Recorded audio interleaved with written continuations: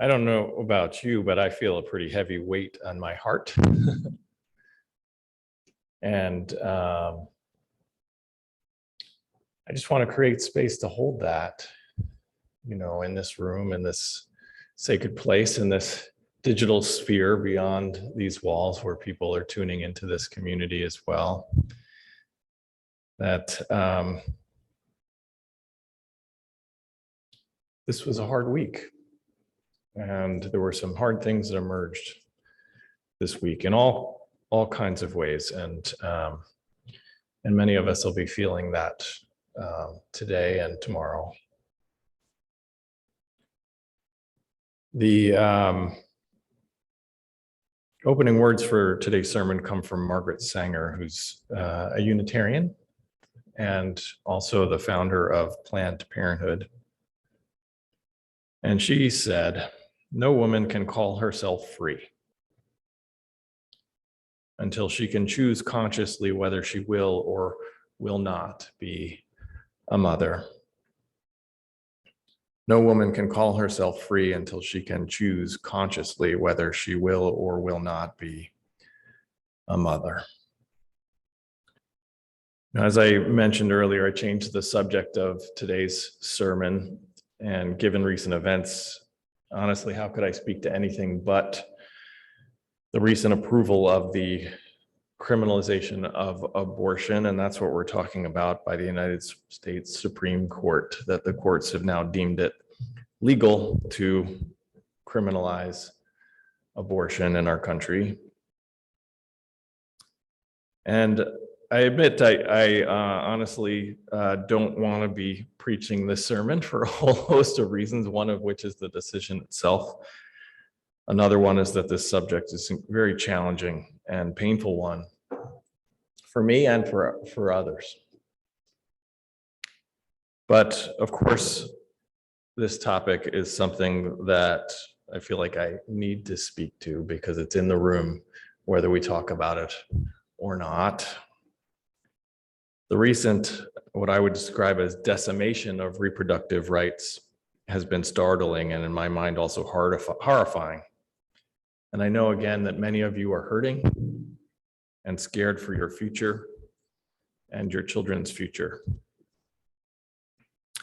As this is a difficult topic, I do want to acknowledge something that's always true, but maybe especially important to mention today, that if at any time the content of this sermon or anything that occurs in this service stirs emotions that feel too uncomfortable to bear, that I not only encourage you, I really strongly invite you to feel free to take care of yourselves in the way you need to. Take a break, step out of the sanctuary, whatever you need to care for yourself as we talk about this. That is fine. That is important. And I want you to feel supported in whatever way you need as we talk about a challenging subject.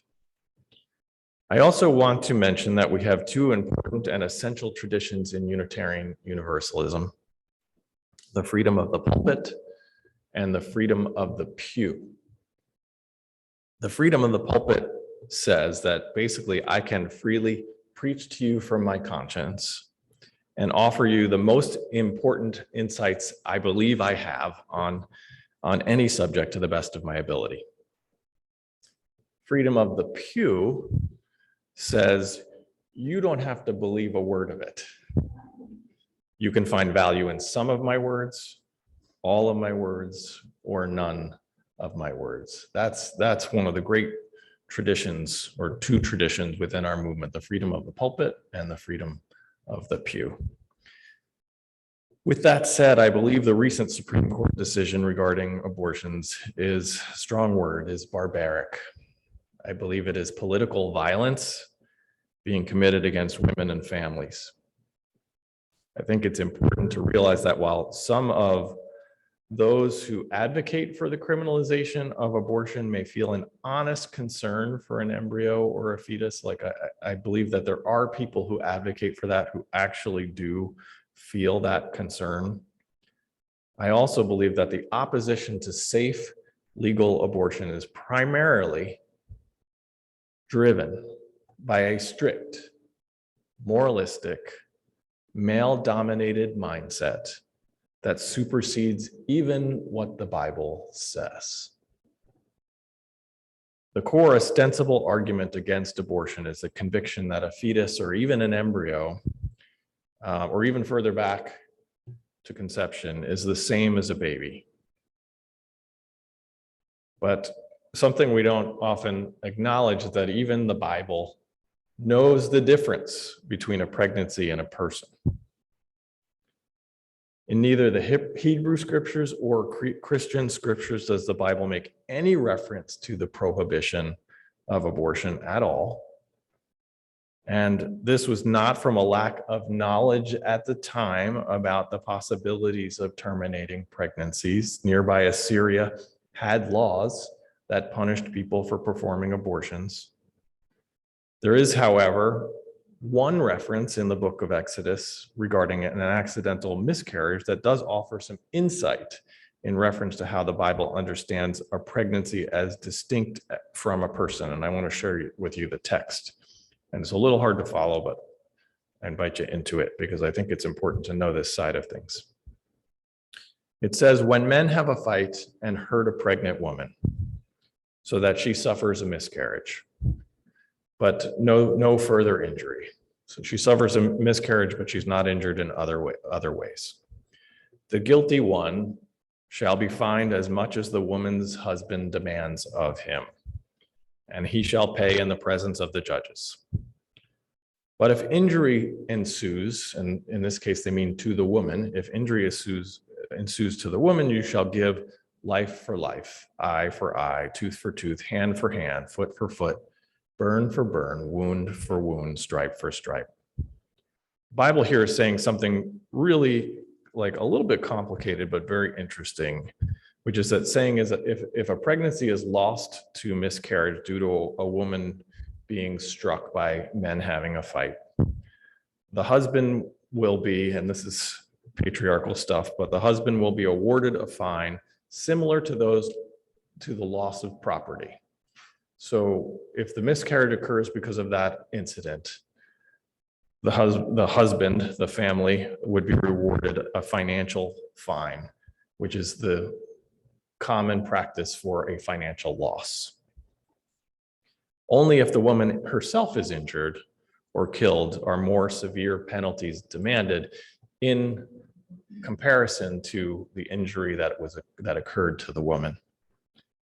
And if we look even a little bit further, it says what's even more fascinating is that that's in the same chapter, just a few verses earlier, it says that anyone who assaults and kills another person must be put to death. So it's saying by saying that a fine rather than death is a punishment for causing a miscarriage, the Bible is clearly saying that a pregnancy, an embryo, a fetus, is not the same as a person. It's making that distinction. And for whatever we believe about anything that's surrounding that, the Bible is making a very clear case that there's a difference. And we need to acknowledge that difference and how we deal with that. The Bible also offers some clarity as to when life begins. It talks about life begins with the breath. It does so in Genesis chapter 2 and Ezekiel 37. And in Numbers 5, it actually even seems not only to say that abortion is not off limits, but it says that there might even be an appropriate time to have one.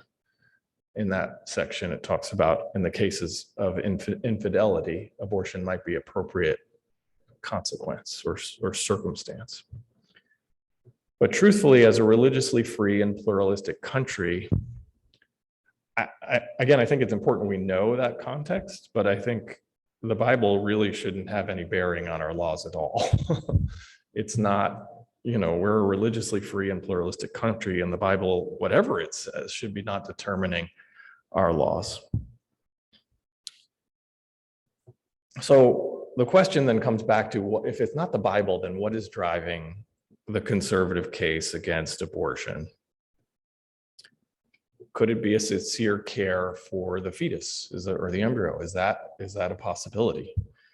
And again, I think in small numbers, that is accurate. I think some people do legitimately feel that, and this is the response to that care.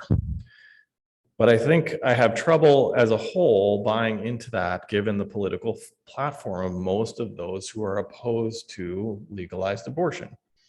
Sister Joan Chittister said, "I do not believe that just because you're opposed to abortion, that makes you pro-life. I think in many cases, your morality is deeply lacking if all you want is a child born, but not a child fed, not a child educated, not a child housed." And why would I think that you don't? Because you don't want any tax money to go there. That's not pro-life, that's pro-birth. We need a much broader conversation on what the morality of pro-life is. And writer Rachel Held Evans, who's a former evangelical Christian, she wrote this a few years ago towards the end of Barack Obama's presidency. She said, "In the end, 8 years since we've had a pro-choice president, the abortion rate in the US has dropped to its lowest since 1973. I believe the best way to keep this trend going is not to simply make it harder for women to terminate unwanted pregnancies, but to create a culture with fewer unwanted pregnancies to begin with. Progressive social policies that make healthcare and childcare more affordable, make contraception more acceptable, alleviate poverty, and support a living wage do the most to create such a culture, while countries where abortion is simply illegal see no change in the abortion rate." Perhaps strongest of all, we know the most effective way to reduce unwanted pregnancies is comprehensive sexuality education, starting at a young age, and free, easy access to contraception, particularly IUDs. To turn this all around, we know that a lack of affordable, accessible healthcare, a lack of childcare, abstinence-only sexuality education, a lack of a decent living, a lack of availability of contraception, we know that all of those things increase the number of abortions in our country. On top of that, most criminalization supporters actively support guns, prison for substance use, the death penalty, and the military as a solution to the world's problems. I can only conclude that the true motivation for the criminalization of abortion is something else. And in my opinion, is this the control and punishment of women. Saturday Night Live's comedian Nasim Pedrad hammered the point home when she quipped, "If men could get pregnant, abortion clinics would be like Starbucks. 2 on every block and 4 in every airport. And the morning after pill would come in different flavors, like sea salt and Cool Ranch." And that's why I find the death of this basic right, so to use that term again, barbaric. Because women can never be free without the right to make choices about their own bodies and futures. Again, as Unitarian Margaret Sanger, founder of Planned Parenthood, said so well, "No woman can call herself free until she can choose consciously whether she will or will not be a mother." We know this to be true, that throughout history, the religious right, no matter what religion, consistently seeks to rule over women's bodies, choices, and sexualities. Equally so, they have sought to punish women for stepping out of line. We know this. This is just basic history. When you look at all the arguments against abortion, they all focus on the embryo or fetus and consistently diminish or dismiss the person who is pregnant. Those arguments they're so focused on the embryo or fetus, and they miss the totality of the situation and the scenario, which should and does centralize the person who is pregnant. They ignore her, they demonize her and dehumanize her. I saw someone yesterday compare a fetus to a baby by talking about cake, batter, and cake. Basically completely or ignoring in this totally terrible metaphor that he was comparing a woman to an oven. And that's the core of how this argument can even work, is complete dehumanization of the person who is carrying the pregnancy, who is pregnant. And to be fair, this issue is not just about women, but also people who are transgender or gender fluid, people who are lesbian, gay, or bisexual, and yes, even cis men and boys who step out of line of whatever gender norms have been prescribed upon them. And it's also very important to remember that women are not the only gender capable of becoming pregnant. The more we understand about gender, the more that's one thing that is important to include in the whole, that there is a percentage of our population that identify other than women that can also become pregnant. So how do we as religious liberals respond? What do we do? I by no means want to suggest that all religious liberals feel the same way about this. I imagine we have many different thoughts and feelings, even in this room right now.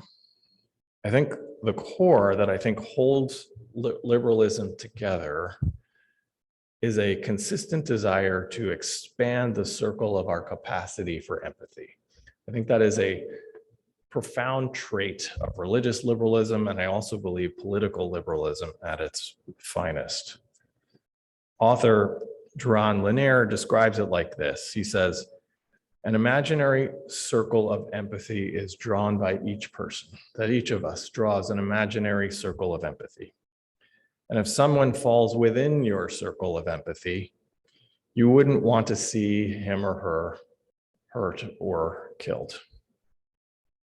The tricky part is that some entities, some things that we look at in the world, reside close to the edge of that circle. The deepest controversies often involve whether someone or something should lie just inside or just outside that circle. That's where a lot of our greatest debates come. The liberal impulse is to expand that circle. If outlawing abortions did not involve commandeering control of the bodies of other people, pregnant women in this case, then there wouldn't be much controversy, end quote. As I mentioned, those who advocate for the criminalization of abortion consistently forget the person who is pregnant, focusing exclusively on the embryo or fetus. They put the pregnant person outside their circle of empathy. This is why I feel some value in sharing my own story. Some of you have heard this story before, but I think it's worth sharing again because I think telling our stories is really important around abortion. Someone, an advocate, said they were pro-voice and that they believe that a big part of this is to speak forth our stories. So years ago, many years ago, I was involved with a woman and we became pregnant. And my partner and I struggled with what to do. I was excited. I was very excited and very much wanted to have that potential child. But my partner was unsure. And after much conversation and honestly some argument, she made the decision to have an abortion. And that decision was hers.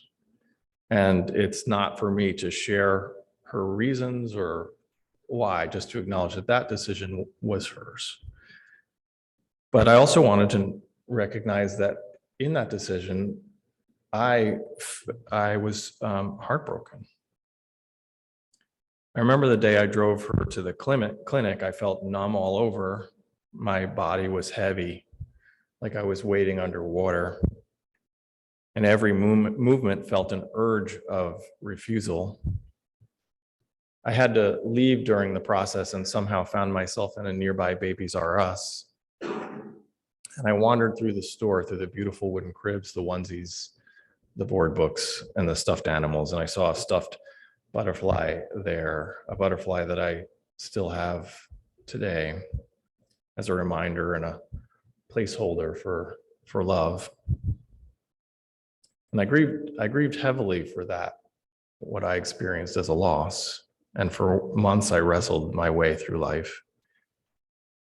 In time, the pain lessened and the grief quieted, but even today, I still feel it and I still grapple with that choice. But here's the deepest part of that experience. I could never have ever said to my partner, you must. I could have never, ever said that. And that is the core of that decision. Abortion, the reason we struggle with it, the reason it's difficult, is it because it can be very complicated. It can be hard. Everyone has some truth, often conflicting truths that don't fit together no matter how hard we try. And yet to struggle with the question of abortion forces us to hold onto all of those truths at the same time. That circle of empathy, to listen, to share, to open ourselves, to hold in our hearts the complexity, the paradox, to expand the circle. And for me, more than anything, it's that complexity, it's that complication, that challenge, that difficulty that can emerge in this issue. That's the reason, that complexity is the reason more than anything else that the choice to be a mother or not must always be a free one. It is way too complex for any kind of entity to ever create a right answer around this issue. And so it must always be a free one. And that's for me why we must fight like hell to ensure it remains one. Again, I know many of you are hurting and many of you are afraid and many of you are angry. I find some hope in the knowledge that we know that how people feel about this issue, how human beings fill out these issues, not judges or politicians in some other place, but we know that how people feel about this issue is not nearly as clear cut as our politicians would have us believe. We know something. We know that those who have talked to a friend or family member about an abortion experience, we know that that friend or family member is more likely to support abortion rights by hearing that story, pro-voice. And it's one of the reasons why I tell my own story and why I encourage other people to tell their stories. I think if advocates, and this is a hard thing to talk about because it's not intended to come across as critical, but if advocates have, if you will, failed anywhere, I think it's allowing this issue to become something that we have become shamed about, that we have let kind of be hidden in the shadows. And so we absolutely need to take the subject out of the shadows and talk about our experiences. That's how we build the circle of empathy. And that's how, honestly, how together we win. Because perhaps there is nothing more important than the choice to be or not to be, or when to be a mother. Shalom, amen, and blessed be.